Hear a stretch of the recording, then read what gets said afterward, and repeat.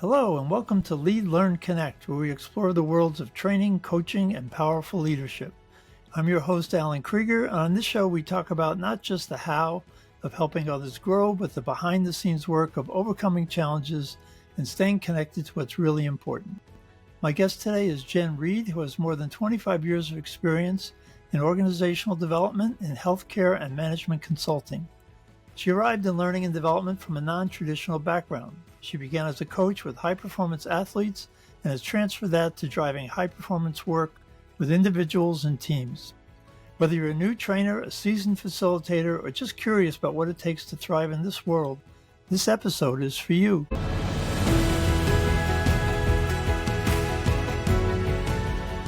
Welcome, Jenn. Hi, Alan. How are you? I'm good. Thanks for joining us. I appreciate having you on our show. It's a pleasure to be here. So you had an unconventional path. Talk a little bit about how you got started. You were an athlete yourself, then you moved into coaching, and how did that land you in healthcare training?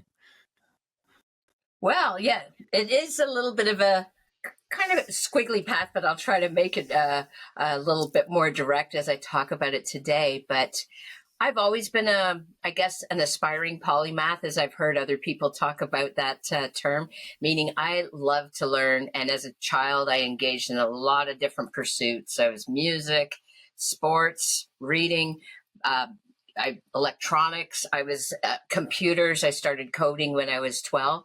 So I've always been a person who's just seized learning for I want to grow new skills. And as a result, I did notice certain patterns of learning different disciplines. And therefore, even when I started my career as a squash player, I started relatively late compared to other players on the circuit. In fact, I was very late, started in the juniors, but was able to get to a national level within a couple of years. I think partly because I was able to understand certain ways of how to acquire skills quickly. So as a result, I also started doing a coaching certification and was able to coach younger players while I was in university. And just to, I loved the game. So it was a passion of mine. And as I was going through university, I still wasn't clear about what my direction would be in life.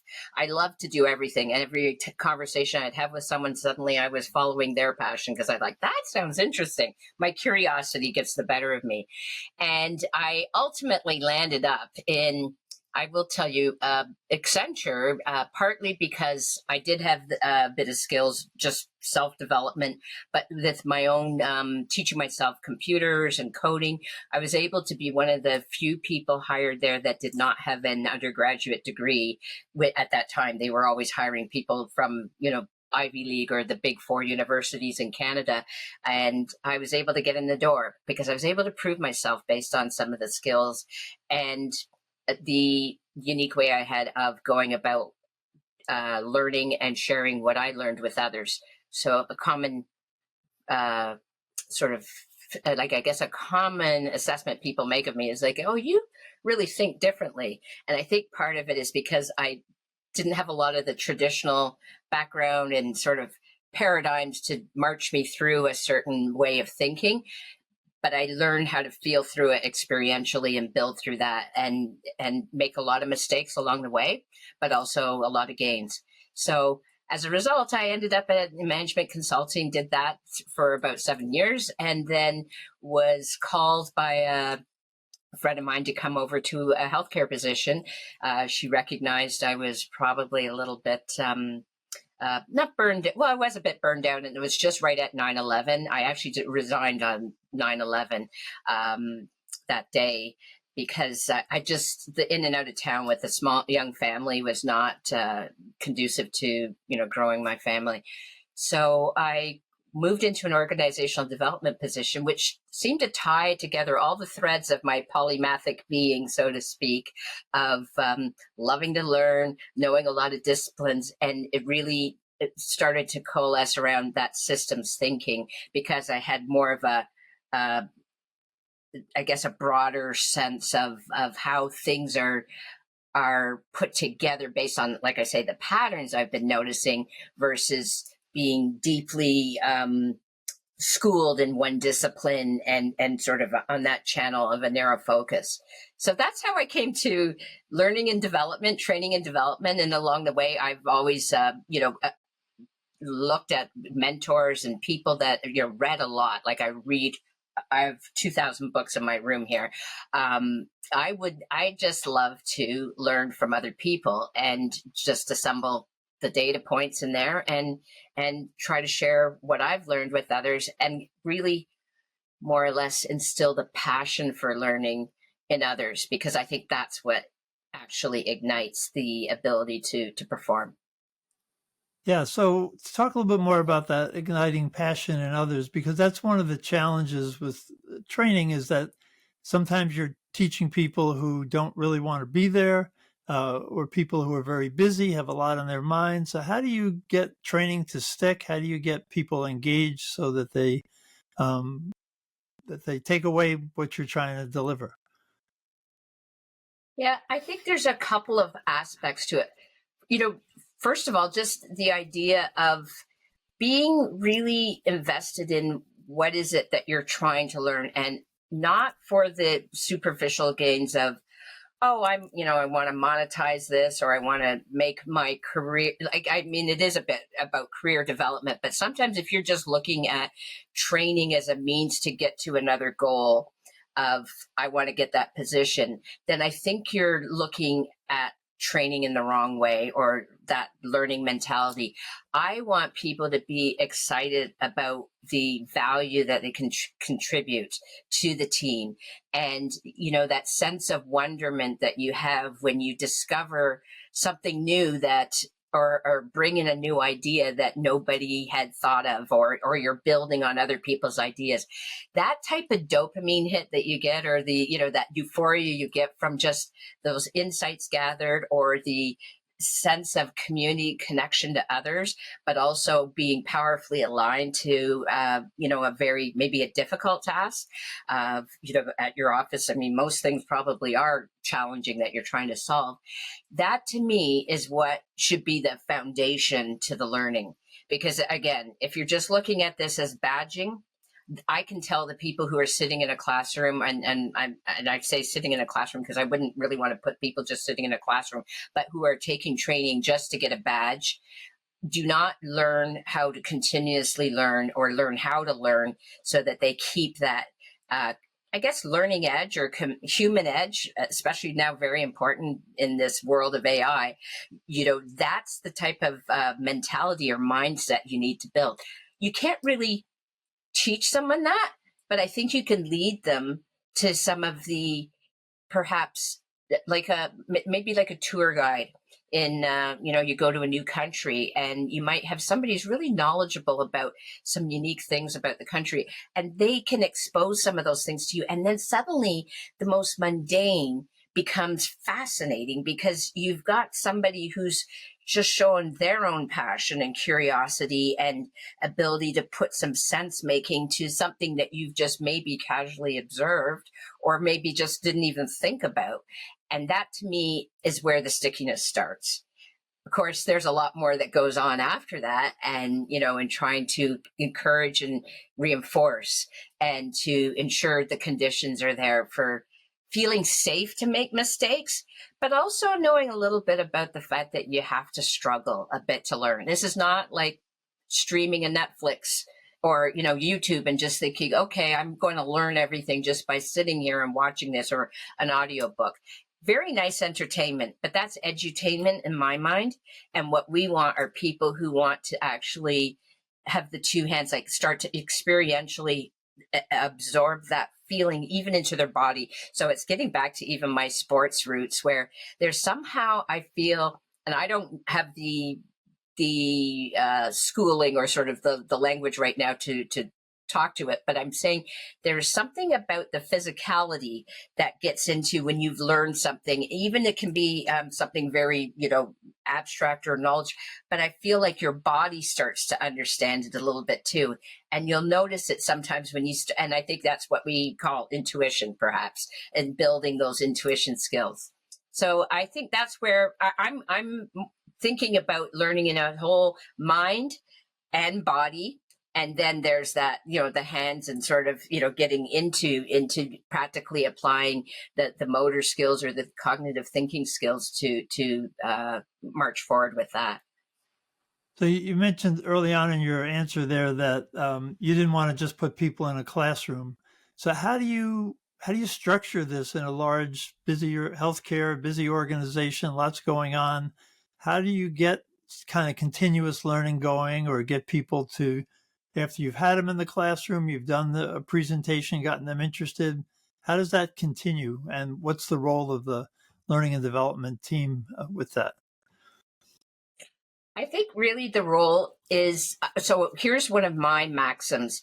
The wisdom is in the room, is already in the room. Most of the professionals there have come by their roles through, obviously their own learning and hard work and experiences. And I feel that there's not me, I'm there to facilitate that aha moment for them that's already within them. So I would say the classroom is maybe just the vessel to perhaps establish a bit of okay, here's where we're going with this. But it's outside of the classroom. It's making sure that their leaders also understand what they're learning about so that they're able to reinforce it. So in some modules I've done in the past, what I've done is given the executives a preview, if not an actual version of it themselves, so that they can then help reinforce like the habits or the terms, the vocabulary that helps to cement these concepts that we're trying to get leaders to think about. I also think it is about creating connections and those the dialogue. So at the IM, there's in organizational development, there's the diagnostic OD. There's also dialogical OD, where really the talking and sharing and communicating with others is a way you actually come to thinking out loud. And that's like the thought partners. So creating mentorship programs that support a leadership program is important to me. I think with technology nowadays, it's so easy now to create those venues for people to also collaborate both virtually as well as making the connections for interpersonal, because I do think being in person is also very helpful. But in a previous organization, I created a portal for leaders that had various topics that they could research and look at, but they could also have a venue for them to pose questions to each other or share their own wins. And then templates and tip cards and, toolkits so that people at various levels could enter into the application of the learning based on either are they brand new, or are they someone that needs a refresher, or are they someone that just wants to be able to help reinforce someone else's? So the tip card might be a way of them, okay, let's, make sure we're following these principles. So I think it's about, again, creating an ecosystem of learning and a learning organization itself that becomes the way you have people learn and continuously learn, and also build that into their workflow day to day. Wow. So I love what you're saying. It's a very comprehensive approach to training and to learning. It's drawing from all the resources in the organization, peers, mentors, leaders, leaders of the participants. And it sounds great. The question that kept ringing in my head as you talked, and the more you talked, the more it rang, is especially healthcare, where you've done a lot of work. It's a very busy, high stress place. People work long days. They're short staffed. Getting anyone into training. I remember once I had to teach a class and I designed it really short, 45 minutes. I thought that was great. And they told me, no, we only have 15, right? So everything's compressed. How do you make the case to senior management to open up this level of accessibility and resources? If you're going to do an executive briefing, like you said, to senior management, again, my experience is that, just email it to us. We'll read it. We don't have time to come to a meeting. It's always a challenge to get people into a room, get people allocating resources. And you're asking for a lot more than a typical trainer. Just, I'll come in and teach them, give me 2 hours. And so what's your approach to senior management, and how has that worked out? Well, yeah, that is the challenge for healthcare. I will admit it is not always easy, and I have to say I was blessed in my one of my first key roles in healthcare back in the early 2000s with a president and CEO who really had a vision of creating a learning organization. So for them, that was the actual paramount concern for them to advance that agenda. And they also had a very strong belief in servant leadership and building informal leaders. So I was able to have access to that president and CEO as an individual contributor. They'd recognized my work on a few things, and then was able to meet with them on a weekly basis and start to advance and influence within an agenda. And I shouldn't say an agenda. It is an agenda, but to see that we both had a very similar mindset around what the possibilities for learning could be. It is, and I also had a very strong VP that of people and culture who also embraced that same mentality. So we had the correct leadership for the organization in place at that time for me as an individual contributor to actually contribute. So I think that's part of it. And I will say I've struggled in some places where it maybe hasn't been the same conditions and it's been very hierarchical. And so therefore to advance that influence up as you go from layer to layer, it does get to that point where let's just get it done. Checkbox. We don't have time for this. Time off task for people costs money. And so I think it's figuring out how to demonstrate sometimes in small, tiny experiments, the power of this.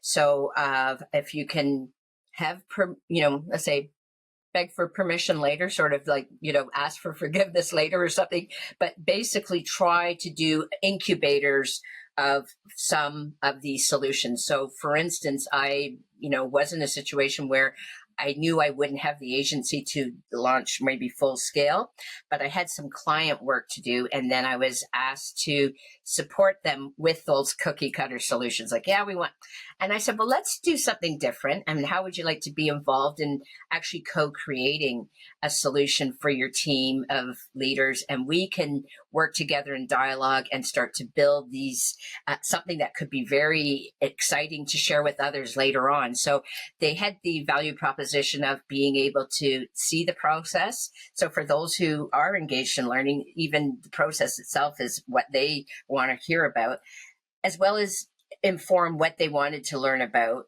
and also be a part of shaping that, and just the reward of there's something tangible that comes out of it. So that's, to me, the more the subversive way of getting into it, and still actually quite effective, because it then adopts a lot of the principles of an agile learning environment, where you really are looking at a human-centered approach that's looking at the microculture that you're trying to work with and building a solution for them that will then, again, it doesn't necessarily look like a PowerPoint presentation. It can come in many different forms of activities. To your point about that 15 minutes, I often have that. One of the key artifacts I probably bring to training is huddle scripts, ways that people can bring in a 15-minute conversation with some guided prompts on a certain topic, but creating a series of that so that they have that spaced repetition over time to really reinforce that concept or build on those concepts in those short instances where they can only hold space for that. So I think there's a few things to do, but the people are always the most important part of it. Leadership, and we know time and time again, the leadership in an organization is really critical to the success that it can make towards getting to its vision as quickly as possible. Yeah, so in the beginning you were blessed with a great leadership team to develop this kind of training with, but after that I like your approach where you're trying to engage with the leader, helping them, offering them the opportunity to design the training. Obviously that you're going to do the majority of the work, but now you've got buy-in, you've got input, and hopefully they see where you're going and why you're going this way, and maybe their pain point. They need people to be more communicative or more collaborative, and you kind of can take it apart in the room with them. I like that. It's a really nice approach. You mentioned agile training. Talk a little bit about what that is and why you think that's an important way to go. Yeah, and I'm going to say I'm using the term loosely right now because I actually did pick up a really great book recently, and it was called Agile L&D, and I know it's backwards now in the view, but it is by Natal Dank, and I read one of their previous books on Agile HR. I'm very big on that type of approach, agile, meaning getting sometimes the minimum viable product out there. When I worked in programming, I did work as a junior programmer early in my career when I was in university. In a computer programming environment, you've got to, code, and yes, you could put all the features in, but if you don't deliver a product, you don't have software people to use. You have to look at adding those features in later on or fixing some of those bugs. And I think that the idea of trying to sort of get to the perfection and meet, on the first go isn't very helpful to us in this day and age, because AI is just going to, pull together something much more quickly and disrupt wherever we're going. So we have to be ready to pivot quickly. And so for me, the agile learning is something I'm trying to blend in more with human-centered, like design thinking, which is something that I got onto about 7-8 years ago. And I thought this is really fascinating because it is really the type of experiential learning that I've already done, but now it's a system. So you look at the idea of divergence, like you're looking at ideation, you're looking at all sorts, you're sitting in and observing and sort of looking at analogous industries or metaphors to work from. And then you're converging on some solutions and ideas and testing and prototyping and seeing how that lands before you go to market, so to speak. As an internal trainer, it's very easy to spend a long time in your bubble or your vacuum doing all your training and then launching it. And then people be like, what? That's not what we asked for. So I'd rather know that they are already in agreement with the table of contents that we've got. And if they're not, if that journey isn't going the way they want, let's figure out how we're writing like chapters 10, 11, 12, and 13 for the journey that you guys have now. And also be ready to choose our own adventure as we go along the way. So I'm speaking of agile learning in that manner where, and I think we talk about it sometimes in micro learning or workflow learning, where we're really building it into the systems and processes and habits and rituals that we have on a day-to-day basis and incorporating that back into the system so that it becomes that virtuous cycle of increasingly better performance. Okay, wow. Yeah. So again, a new approach to training rather than I'm going to design this and I'm going to deliver it, but it's part of a whole environment of learning that takes place in multiple levels, and stopping and checking along the way, again, engaging the customer early and often so that we don't end up like, how did we get here? This is not where we wanted. So great. Well, thank you for that. And we're about out of time. So thank you so much for being part of today's episode of Lead, Learn, and Connect. A huge thank you to Jenn Reid for sharing her experience and knowledge. If you found this helpful, please be sure to subscribe, share it with a colleague, and leave a review. You can also find out more about Jenn on the show notes and how to get in touch with her. And if you're ready to strengthen how you teach or coach communication, click the link to our website to learn more about the T.E.A.M model of communication and follow us on LinkedIn. Until next time, keep leading with intention, keep learning, and keep connecting. Thanks for listening.